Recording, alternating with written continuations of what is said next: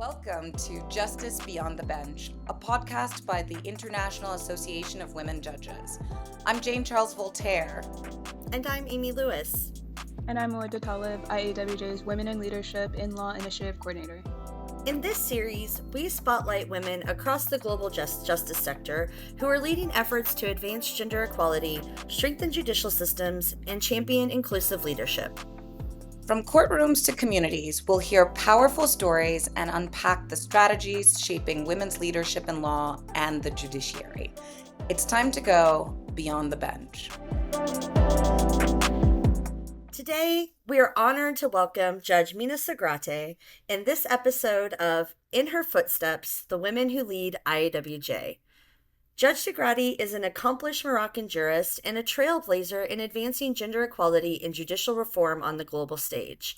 In April 2025, she made history as the first judge to be inducted as president of IAWJ from an Arabic-speaking country.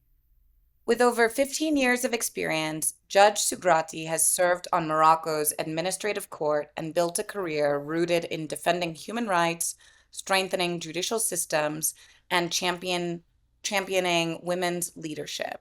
She also leads the Union of Moroccan Women Judges. تحت أشرافها أصبحت نقابة قضاة المغرب منصة قائلة التبادل وإصلاح القضية، وقد برزت جهودها بشكل لافت خلال بينال IAWJ لعام 2023 في مراكش، حيث استقبلت أكثر من 1200 قضايا من جميع أنحاء العالم، وسلطت الضوء على المغرب كمركز إقليمي الجوار القانوني والتعاون الدولي. We're excited to hear Judge Sougrati's journey, the strategies that have shaped her impact, and the vision that she brings to this historic role at the helm of IAWJ. Welcome, Judge Sougrati. Welcome. Thank you so much for joining us, Judge Sougrati.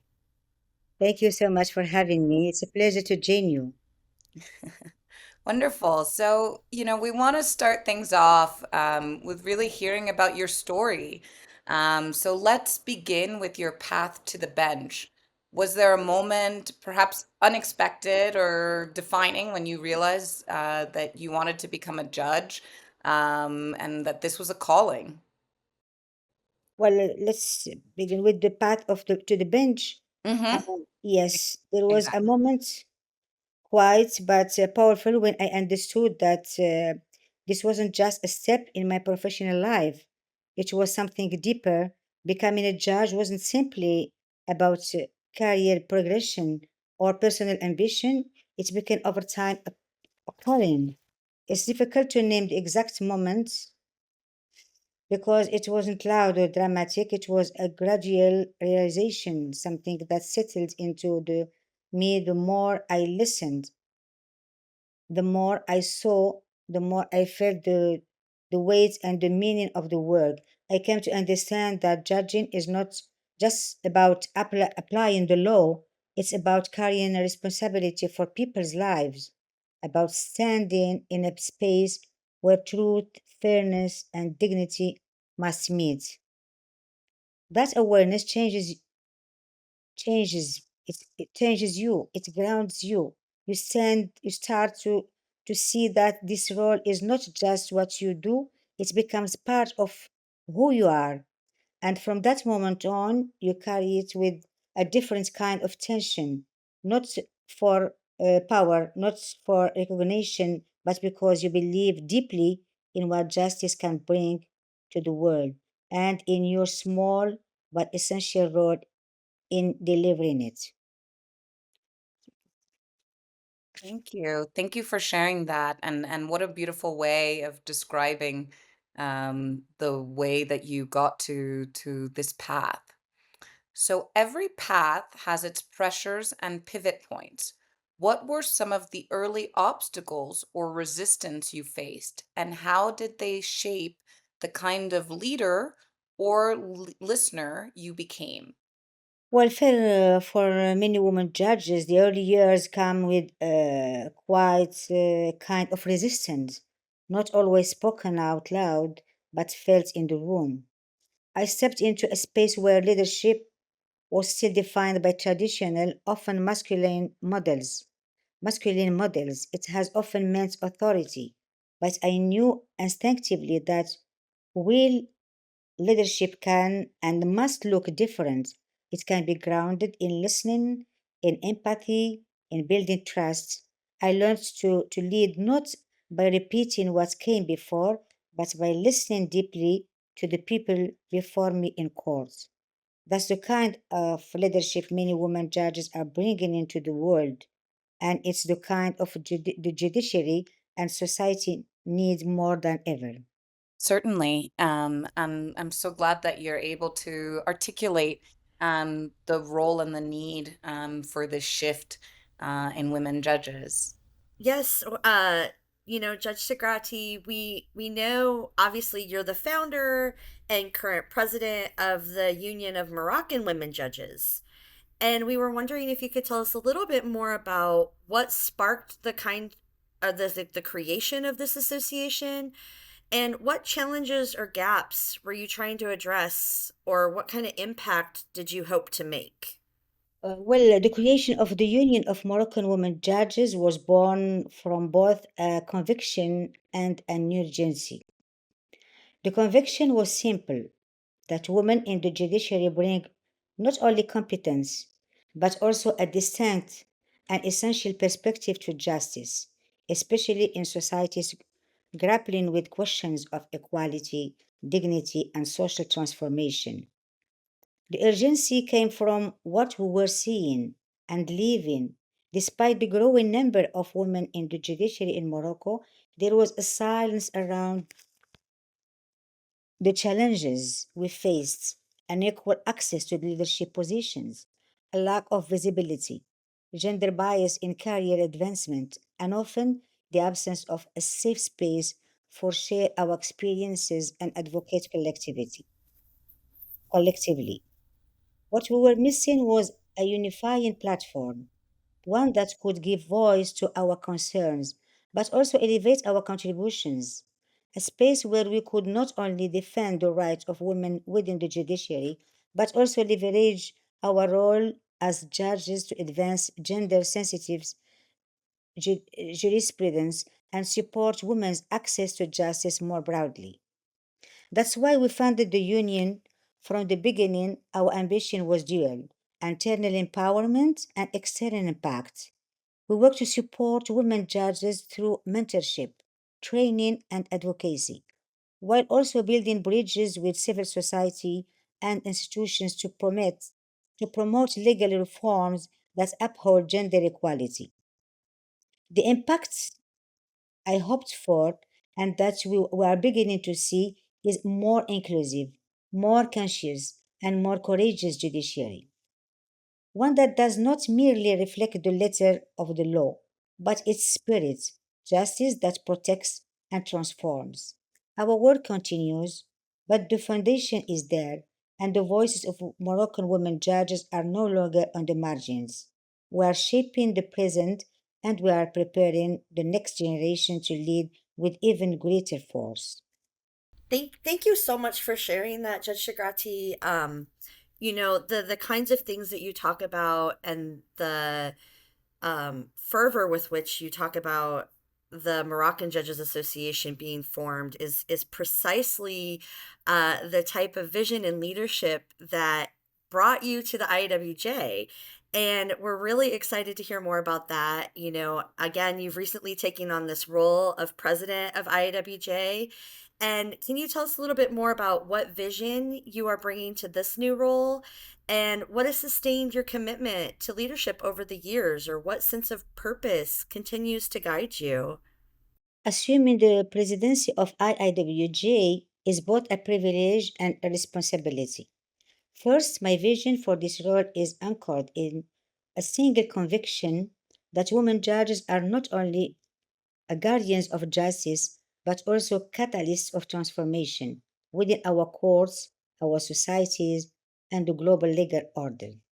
I bring to this I bring to this role a vision of consolidation, inclusion, and global solidarity. I want to see our association grow not just in numbers, but in terms, reach, and impact. That means reinforcing support to judges in regions where the rule of law is under strain, where women judges work in isolation, or where judicial independence is threatened. It also means deepen our efforts to mentor, train, and elevate the next generation so they don't merely inherit the bench but reshape it. I believe the IIWJ has a unique and powerful role to play in the world today. When there is crisis, we must show courage. When there is injustice, we must speak with clarity. And when everything around us is changing, we must lead with purpose and compassion. What makes this community so special is that we bring together women judges from every corner of the world, different countries, different legal systems, different life stories, but a shared belief in justice. That's our strength, and with that strength, we can build bridges between people, between perspectives, and between worlds that don't often speak to one another. We have a responsibility to use that connection to push for a kind of justice that is fair, that listens, that includes, and to keep moving forward toward a world where gender is never a barrier to dignity, safety, or voice.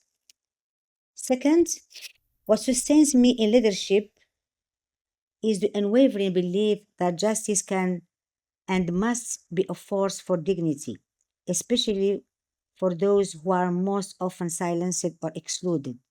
It is the memory of the countless women I've met, whether litigants, colleagues, or students, who remind me that our work is not abstract, it's deeply human, and it is the strength of the collective. Over the years, I have drawn inspiration from so many women judges around the world who continue to lead with integrity in the face of adversity. They are my compass. Finally, my purpose is clear: to ensure that women's voices are not only present in the judiciary, but are shaping the future of justice at every level with wisdom, compassion, and unwavering strength. That is so powerful, Judge Sagrati. Your discussion around elevating voices, of course, from a gender perspective, but speaking about, not just inheriting the bench, but shaping it in the ways in which voice and inclusion really matter. I think that that is a testament to one kind of leadership, right? Running a national or global association certainly requires a different type of leadership and encompasses all those things that you've shared. Can you tell us a little bit more about how your judicial experience shaped the way you build vision, trust, and collective momentum, both within UMWJ and now also at IAWJ? Judicial leadership and institutional leadership require different postures, but they draw from the same core: integrity, clarity, clarity of thought, and a deep sense of justice. When I founded and began leading the Union of Moroccan Women Judges, I realized that institutional leadership required something more: building trust over time, creating shared ownership, and articulating a common purpose that others could see themselves in. The bench trained me in independence, the union trained me in collaboration. Now, at the IIWJ, I carry both lessons with me. I approach leadership not as a position of authority, but as a platform for connection between judges, between continents, between generations. My judicial background helps me stay rooted in principle, but it is the collective strength of our members that drive our momentum. In both roles, I've learned that vision must be co created. Trust must be earned through transparency and empathy, and progress is sustained not by grand gestures, but by consistent, quiet, courageous action. Yeah. Absolutely. Absolutely. And that really speaks so much also to the heart of our own Women in Leadership in Law program, right? And the work that we're doing with the associations in our pilot countries to, yes, make those incremental, consistent pathways for success. أيوة، شكرا لك يا القاضية مينا. نحن نعرفين أنه تعدي القضايا في منحة الإنجازات والقرارات الصعبة. هل بإمكانك أن تشارك بالتعريف والاكتشافات أو التحديات التي تمتحن شخصيتك القيادية في المستقبل؟ نعم، من أصعب اللحظات التي واجهتها كقائدة وكرائدة مم. كانت عندما بدأنا في مراجعة التوجه الاستراتيجي لاتحاد قاضيات المغرب. كان مم. نمونا سريعا، ومع هذا النمو ظهرت رؤى مختلفة.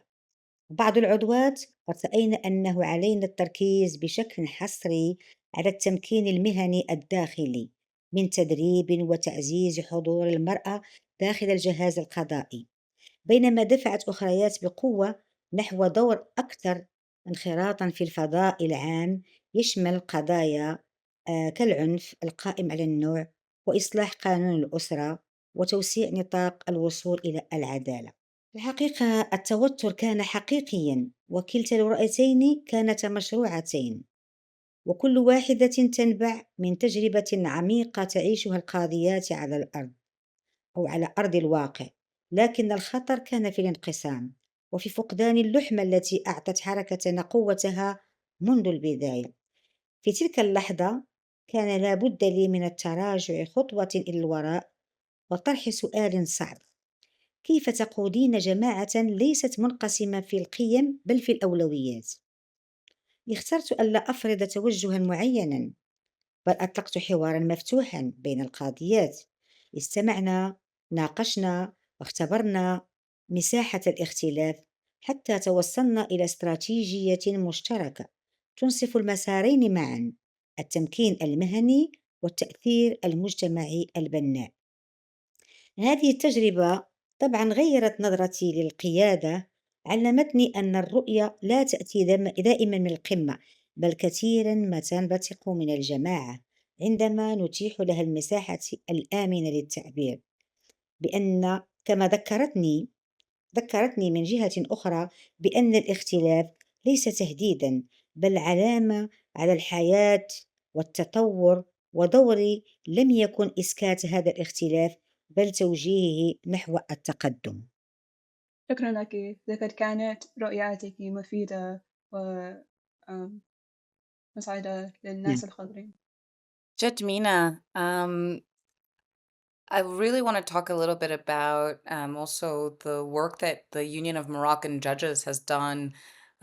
That's been wonderful collaborations with IAWJ and Transparency International Maroc on some of the anti-corruption and sextortion initiatives. Can you tell us more about those partnerships and what you learned from tackling these sensitive issues? Well, this partnership was one of the most meaningful and challenging chapters in our work at the Union of Moroccan Women Judges.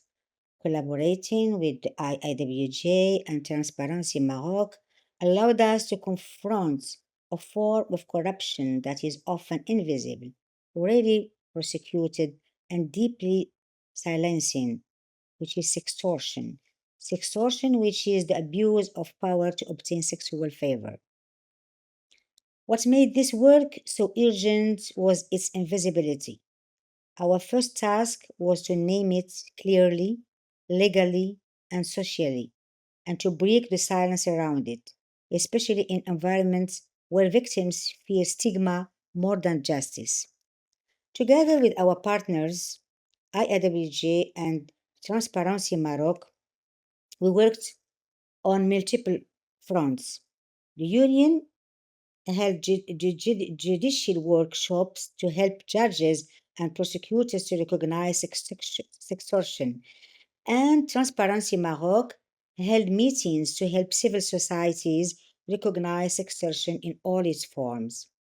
What I learned through this process is that legal change begins with cultural shifts, and cultural shift begins with courageous conversations. This work also reinforced the importance of partnership. The IIWJ brought global experience. Transparency Maroc offered tools for systemic reform, and we, as Moroccan women judges, brought local knowledge and the trust of our communities. That synergy was powerful. I love what you say about how do we get to, these really challenging, addressing these really challenging issues and having these courageous conversations as a path. You've also been engaged in addressing trafficking in persons, which is an issue that IWJ has worked on for many, many years. You've been attending meetings, you've attended meetings at the Vatican and collaborated with the United Nations Global Action Against Trafficking. Um, what has your work there focused on? And how do you see international networks like this strengthening justice sector responses to trafficking? My work on trafficking in persons has been deeply shaped by a conviction that the justice system must do more than punish, it must protect. Victims of trafficking, especially women and children, are often re traumatized not just by the traffickers, but by the very institutions meant to protect them. Through my involvement with GLUE Acts and in high level discussions, including those convened at the Vatican, I have focused on two core areas. First, judicial sensitization and training, ensuring that judges can identify trafficking cases, often hidden behind charges like illegal migration, prostitution, or labor violations. Second, international cooperation because trafficking knows no borders, and justice systems must learn to speak a shared legal and moral language to combat it effectively. One of the most impactful lessons has been the powerful of judicial dialogue, sharing case studies, jurisprudence, and good practices across continents. When a judge in Morocco, for example, can learn from a precedent in the Philippines or a legal reform in Argentina, it builds collective strength. And when survivors see that the judiciary is listening, not criminalizing, they begin to trust justice again. This work continues to guide my belief that the role of a judge extends beyond the courtroom. We are part of a global human rights response. Yeah, I think that so much we need to really understand the role that the judiciary plays in serving to create a place of trust and not to, as you said, re-traumatize victims and survivors. Absolutely. Um, I just wanted to shift a little bit the conversation, Judge Shagrati, and talk about maybe some of the women, perhaps other key individuals who have mentored or inspired you along your journey. Can you share a moment or a lesson from one of those relationships or from one of those women that stayed with you? Yes, yes. Well, throughout my journey, I've been fortunate to cross paths with women and a few men whose quiet strength and unwavering commitment to justice left a lasting imprint on me. One woman who deeply inspired me was a senior woman judge that I met and I still meet. She was among the first women to sit on the bench in Morocco. And despite the weight of resistance she faced in those early years, she carried herself with dignity and calm authority. I remember asking her once how she maintained her composure in the face of constant scrutiny. She simply said, "You don't fight to be feared, you fight to be respected." That lesson, that leadership isn't about volume, but about presence, has stayed with me ever since. I've also drawn strength from many women judges across the world, especially within the IAWJ. Their stories of judging in conflict zones, of defending judicial independence under threat, of monitoring others despite limited support, remind me that we are never alone. Even when the struggle feels personal, it is shared. And of course, I must mention the younger women judges I have mentored in turn. They inspire me every day with their questions, their courage, and their refusal to settle for tokenism.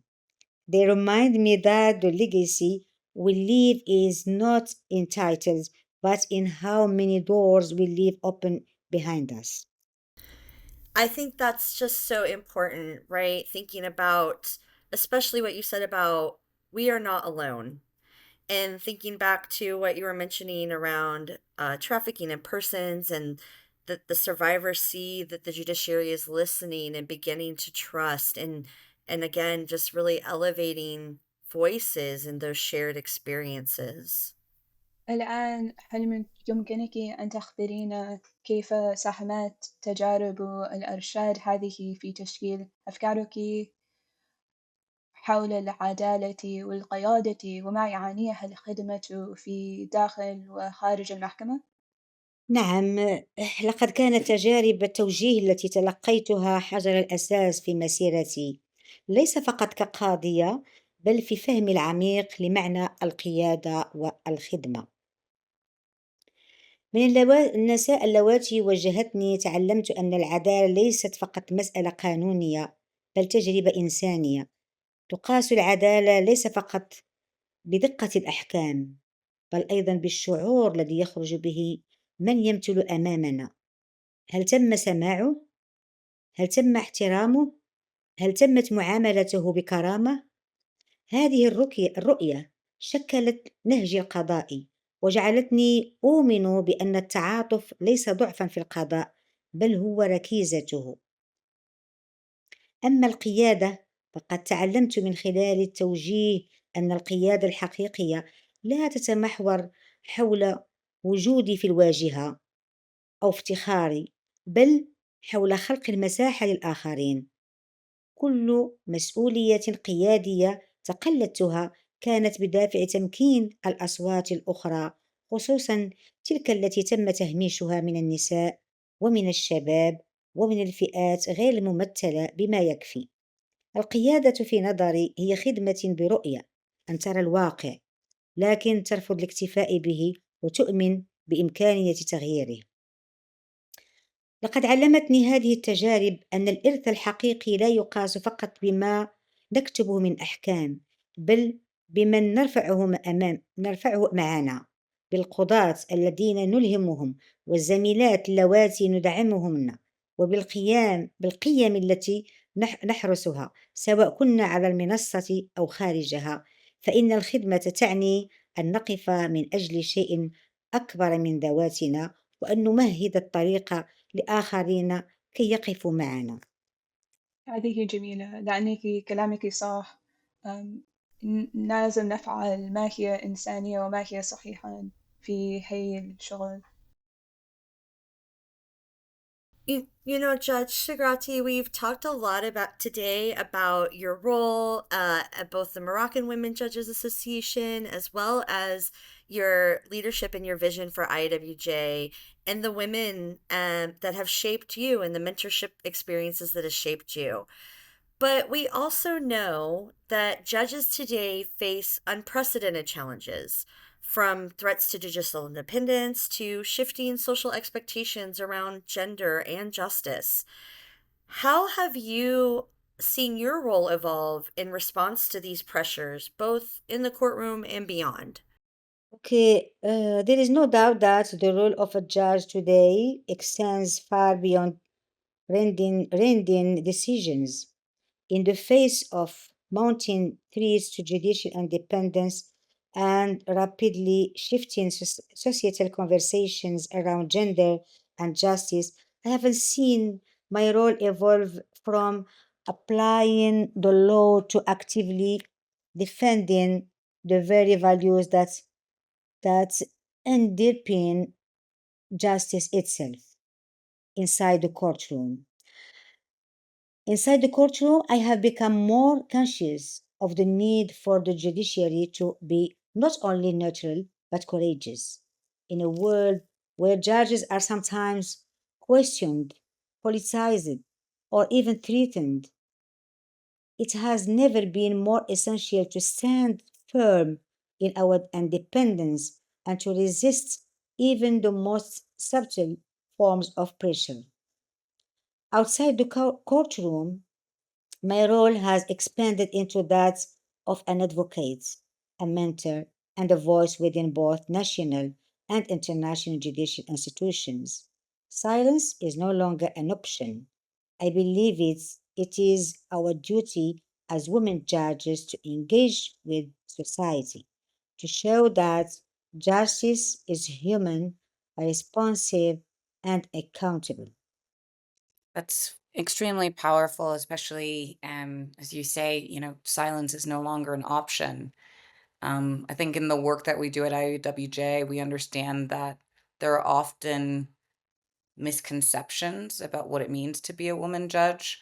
From your experience, what do you think is most misunderstood about women serving on the bench? And how do those maybe misunderstandings affect the pursuit of equality within the judiciary?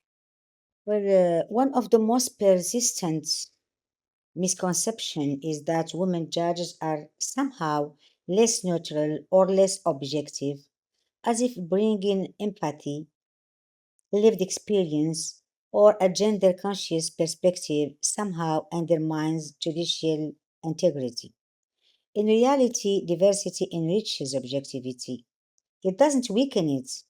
The idea that impartiality requires detachment from identity is a myth that continues to marginalize women and other underrepresented voices in judicial decision making. Another misconception is that women judges are suited only to certain types of cases: family law, gender based violence, social matters, implying that our legal competence is limited by our gender.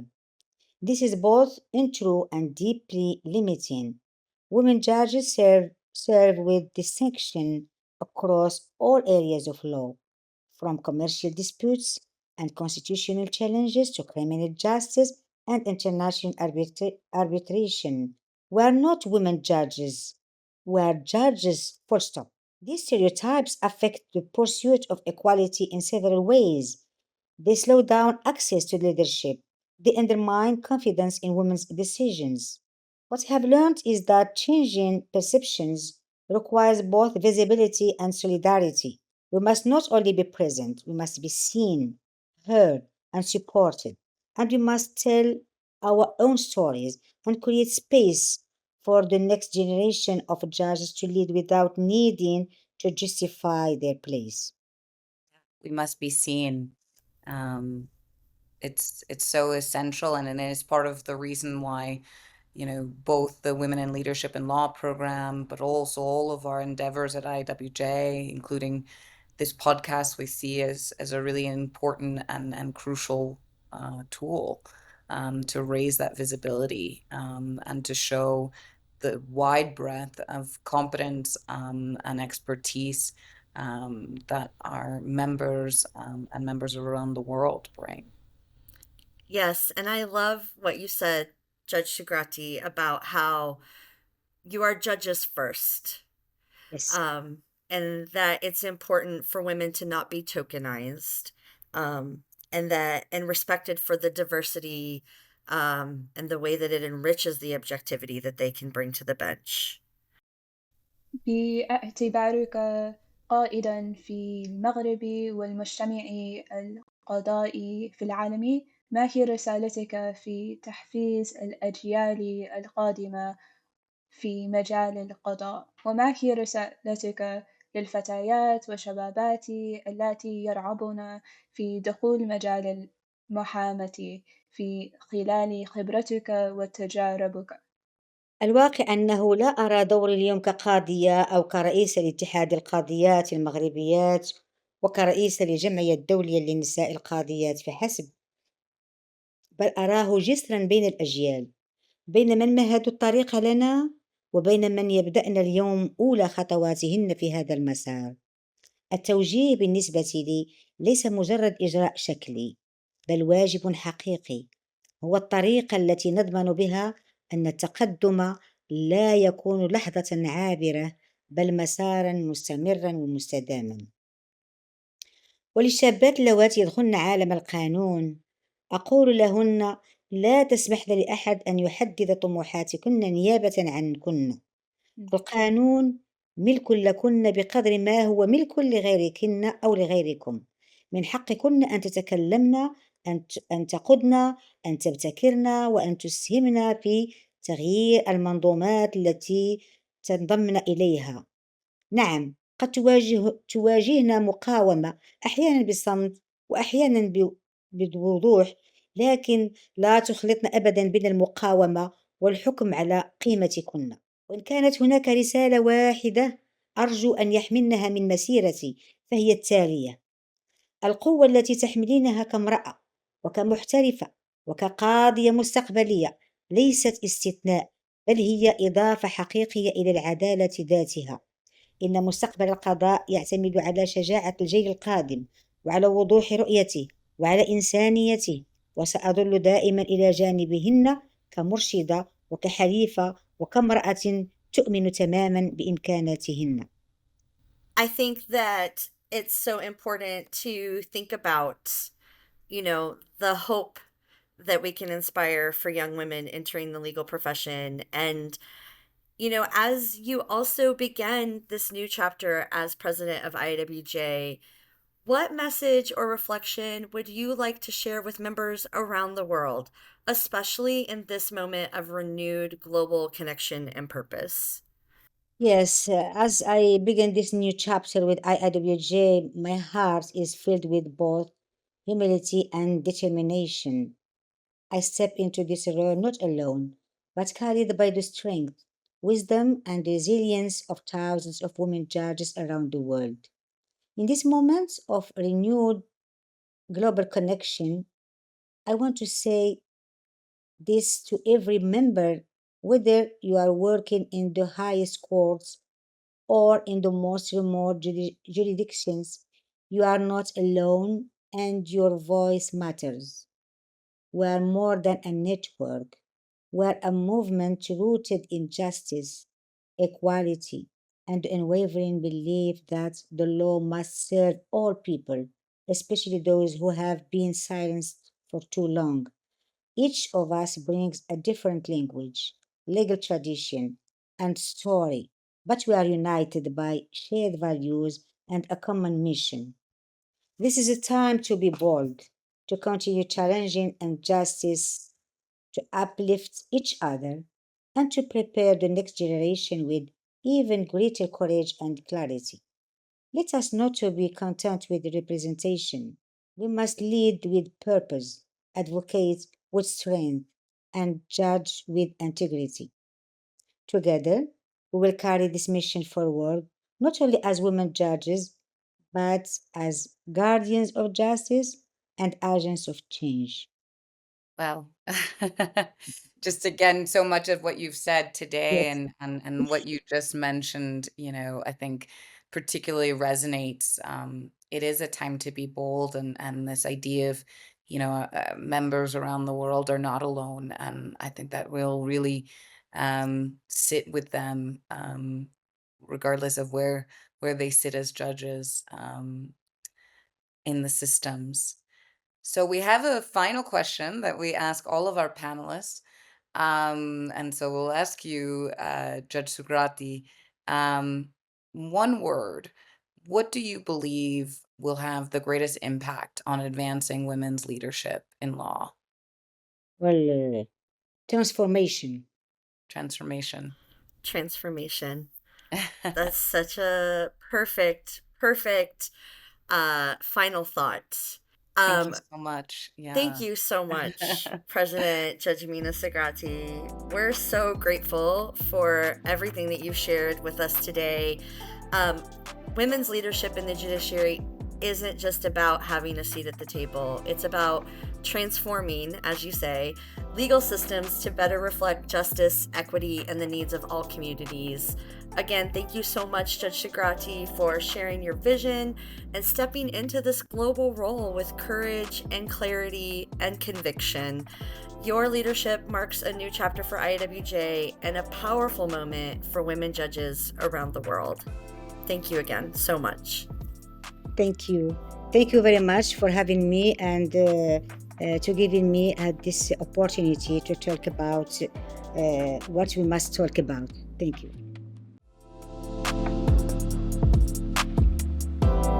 Thank you for tuning into Justice Beyond the Bench. If you enjoyed this conversation, don't forget to subscribe so you never miss an episode. Want to learn more about our work and support our mission? Visit us at IAWJ.org, where you can explore our programs, join our global network, or make a donation to help advance gender equity in judiciaries around the world. See you next time.